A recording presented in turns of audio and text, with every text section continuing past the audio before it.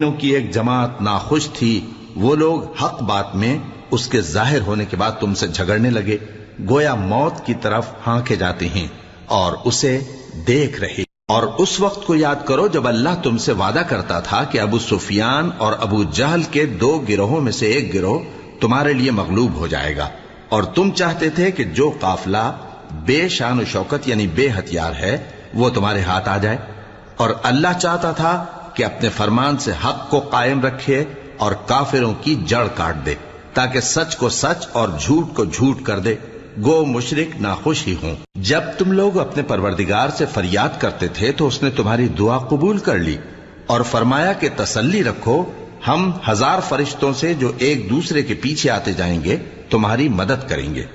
اور اس مدد کو اللہ نے محض بشارت بنایا تھا کہ تمہارے دل اس سے اطمینان حاصل کریں، اور مدد تو اللہ ہی کی